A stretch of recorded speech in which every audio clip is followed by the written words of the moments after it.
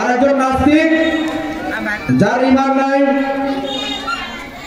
সারা জীবনে কখনো বলে নাই লা ইলাহা ইল্লাল্লাহ মুহাম্মাদুর রাসূলুল্লাহ, যে লোকটা জীবনে কালিমা পড়ে নাই, ঈমান আনে নাই, এই লোকটা সারা বছর যদি তার পুরো জিন্দেগি মানুষের কল্যাণে ব্যয় করে দেয়, তার সমস্ত অর্থ সম্পদ যদি এমনি এমনি মানুষকে দান করে দেয়, আল্লাহর রাস্তায় ব্যয় করে, তার ঈমান না থাকার কারণে কাল কিয়ামতের ময়দানে সে জান্নাতে যাইতে পারবে না। কোথায় যাইতে পারবে না? জান্নাতে যাইতে পারবে না। তাহলে দেখেন ঈমানের কত পাওয়ার, ঈমানের কত পাওয়ার। ঈমান থাকলে জান্নাতে যাওয়া যায়, গুনাহ করলে গুনার শাস্তি ভোগ করে হলেও জান্নাতে যাওয়া যায়। আর ঈমান যদি না থাকে, যত নেক আমল করি না কেন, এই নেক আমল দিয়ে আমার কোনো কাজে আসবে না।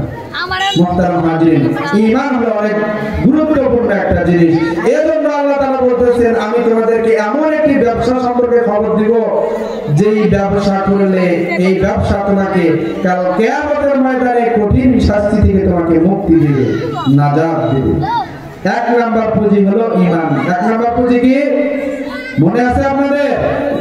ব্যবসার এক নাম্বার পুঁজি ঈমান, দুই নাম্বার প্রতি রাসূলের প্রতি বিশ্বাস। এক নাম্বার আল্লাহর প্রতি বিশ্বাস, দুই নাম্বার রাসূলের প্রতি বিশ্বাস, তিন নাম্বার হলো আল্লাহর রাস্তায় জিহাদ করতে হবে। সবগুলো তো বিস্তারিত বলা সম্ভব না।